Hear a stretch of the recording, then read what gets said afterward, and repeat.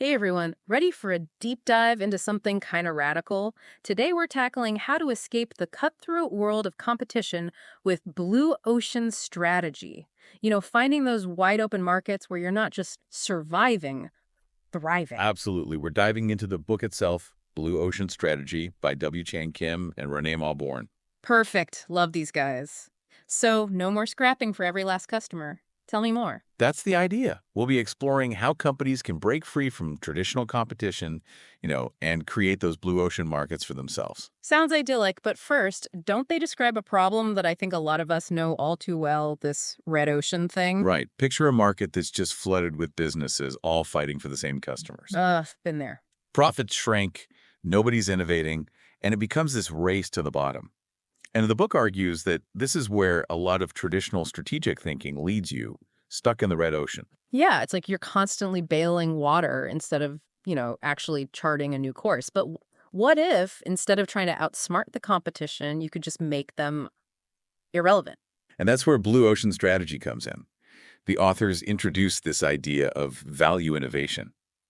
Basically, it's about shifting from competing to creating a leap in value. For both the customer and the company. Exactly. It's not about making a slightly better product. It's more like, think about inventing the smartphone. Back when everyone was still using flip phones. Right. And they actually use Cirque du Soleil as this perfect example of value innovation. Oh, I love Cirque du Soleil. So innovative. Yeah, so instead of trying to be a better traditional circus, they just reinvented the whole experience, got rid of the animal acts. Which probably limited their audience anyway, right? Yeah, and brought in theater, artistry, a touch of sophistication.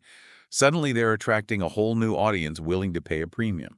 I remember seeing Cirque du Soleil. It wasn't just a circus. It was like a performance, a spectacle. They weren't competing. They created something totally new. Exactly, and that's the core of blue ocean strategy. Another great example, Yellowtail, the Australian wine. They looked at the American wine market.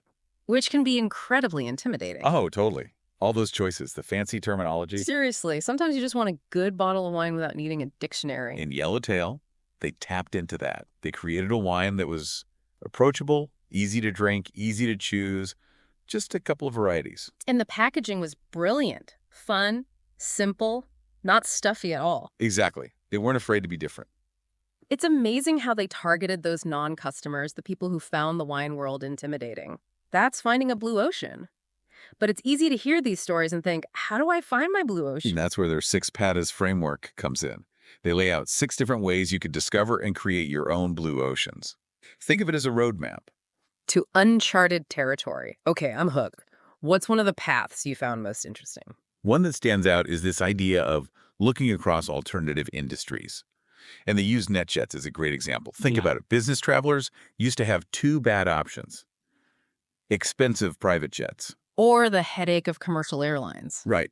Neither one is ideal. Yeah, talk about a rock and a hard place. So how did NetJets carve out a blue ocean there? They basically said, what if we combine the best of both worlds? They took the convenience of a private jet, but made it more affordable and flexible, kind of like commercial airlines, and bam, fractional jet ownership was born. They were thinking completely outside the traditional airline box. Love it. What's another one of these paths that really stood out? This one's really cool, looking across time. It's about anticipating those big trends before they even fully hit. So being ahead of the curve, not just reacting to it. Exactly. A perfect example is Apple and the iPod. Think back to when digital music was just taking off. Napster, LimeWire. It was a wild west out there. Right. And Apple could have just released another MP3 player. But instead, they created iTunes. Genius. They didn't just ride the wave, they created the whole surfing experience. The iPod, iTunes, the store, a whole ecosystem. And it totally changed how we listen to music. But even with these 6 paths, it feels like finding the blue ocean is just the first hurdle. You're absolutely right. You can't just have the idea, right? You got to know how to navigate it, how to make it a reality. And that's a big part of what Kim and Mauborgne emphasize execution. They talk about these organizational hurdles. Okay, so what's the hurdle that makes CEOs sweat? The one that makes them hesitate even when they see a blue ocean? It's often the most basic one. Resources, budgets, time, people. It always comes back to resources, doesn't it? It's easy to get excited about a big idea, but then that reality check hits. Exactly. But the authors make a really interesting point. It's not just about finding more resources, but using the ones you have more effectively. And they tell this fascinating story about Bill Bratton, who totally transformed the NYPD. Oh yeah, back in the 90s when crime was out of control in New York. Exactly. Bratton was dealing with a huge bureaucracy, limited budgets, but he used this concept of hotspot resource allocation. So instead of spreading resources thin, he focused on the highest crime areas. Right. And it worked. Crime rates plummeted. It proves that with strategic thinking, even limited resources can make a big difference. It's about working smarter, not just harder.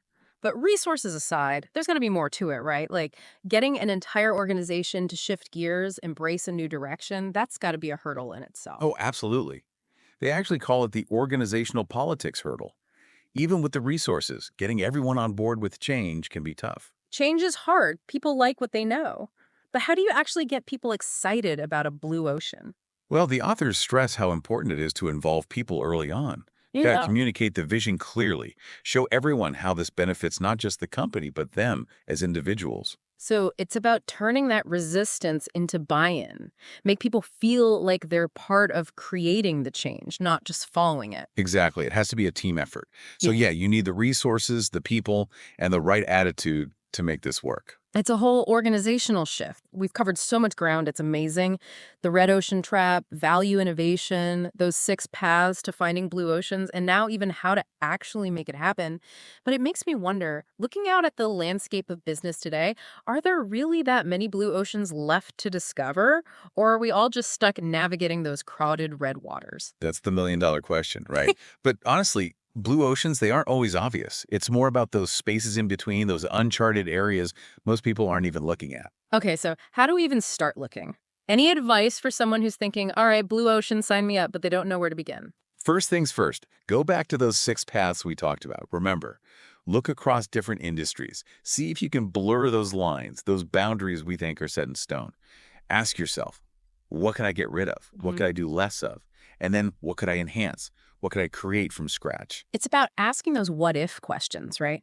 What if we took our product and combined it with this other service? What if we totally shifted who our target customer is? Exactly. Don't be afraid to get a little radical, shake things up, challenge those assumptions we often don't even realize we're making.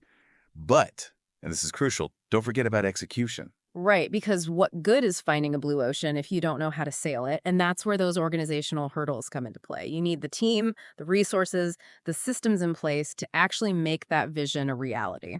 Couldn't have said it better myself. Blue ocean strategy, it's as much about action as it is about having a great idea. But when you combine the two, that bold vision with really solid execution, that's how you create something special. So it's about being bold, being strategic, and really being willing to chart your own path. Exactly. And here's the thing. Blue ocean strategy, it's not just for those massive companies. Mm. The same principles, they apply whether you're running a small business, heading up a team, even just thinking about your own career. It's all about finding those untapped opportunities, those spaces where you can bring something new to the table, something truly valuable. So to everyone listening, as you're out there challenging those invisible boundaries, keep value innovation top of mind. Think about those examples we talked about. Cirque du Soleil, Yellowtail, iTunes. How do they create that leap in value? How do they make the competition irrelevant? And who knows? Maybe one day we'll be featuring your Blue Ocean success story right here on the Deep Dive. Until then, keep exploring, keep learning, and keep pushing those boundaries.